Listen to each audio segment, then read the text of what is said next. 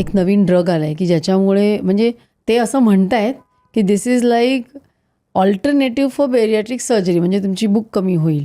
तर ते जे ऑझिम्पिक किंवा काय जे ड्रग आलेला आहे त्याच्याबद्दल तुमचं काय मत आहे? सी बेसिक जी आयडिया आहे, जे आम्ही जेव्हा गॅस्ट्रिक बायपास किंवा स्लीप गॅस्ट्रेक्टमी या बेरियाट्रिक सर्जरी करतो, या नुसतंच रिस्ट्रिक्शन नाही होत, नुसतंच भूक कमी होत नाही, पण खूप सारे मेटाबॉलिझमसाठी ॲक्टिव्ह असलेले हॉर्मोन्स पण आपल्या शरीरातून निघतात, जे आपल्या पँक्रियाज आणि दुसऱ्या ऑर्गन्सवर काम करतात. जर त्यांचं एखाद्याचं ऑपरेशनच्या आधी जर इन्सुलिन कमी प्रमाणात बनत असेल तर ते वाढवतात. त्याला तो इन्क्रेटिंग इफेक्ट आम्ही म्हणतो. तर तो जो इफेक्ट गोळ्यांद्वारे किंवा इंजेक्शनद्वारे आणणं हे खूप वर्षापासून चालू होतं आणि त्यांनी आणल्या त्या गोळ्यांनी थोडे रिझल्ट्स पण दाखवायला सुरुवात केली.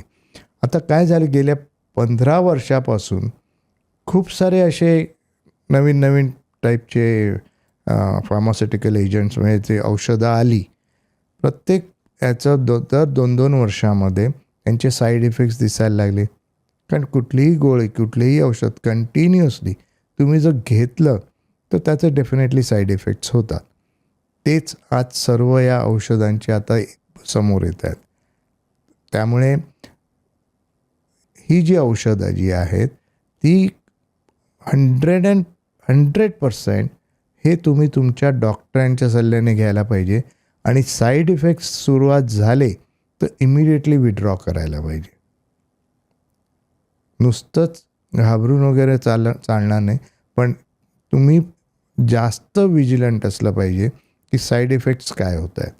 त्यामुळे ही जी औषधं आम्ही ऑफहँडली रिकमेंड करत नाही, पण अंडर फिजिशियन्स गायडन्स आम्ही रेकमेंड करू शकतो.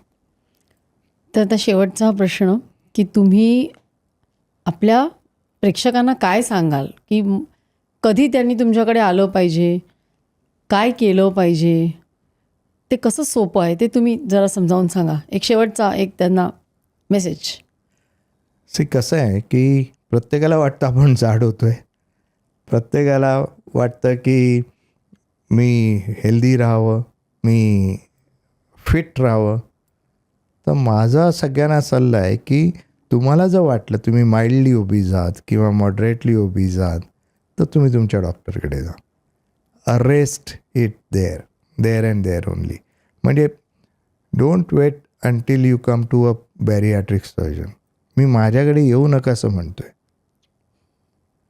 झाल्यानंतर येणं भागच पडलं तर या, पण जोपर्यंत तुम्हाला अरेस्ट करता येईल या सगळ्या progress mild to moderate to severe हा तुम्ही तुमच्या डॉक्टरच्या सल्ल्याने, प्रॉपर रजिस्टर्ड न्यूट्रिशनिस्टच्या सल्ल्याने, प्रॉपर रजिस्टर्ड फिजिकल ट्रेनरच्या सल्ल्याने तुम्ही तो अवॉइड करण्याचा प्रयत्न करा. आपल्या मनाचं डाएट, आपल्या मनाचं exercise are not at all advisable, कारण त्याचे दुष्परिणाम जास्त होतात. आपल्या मनाने केल्याने आपल्याकडे अवेलेबल आहेत चांगले न्यूट्रिशनिस्ट, अवेलेबल आहेत चांगले रजिस्टर्ड फिजिकल ट्रेनर्स अवेलेबल आहेत, त्यांचे सल्ले घ्या.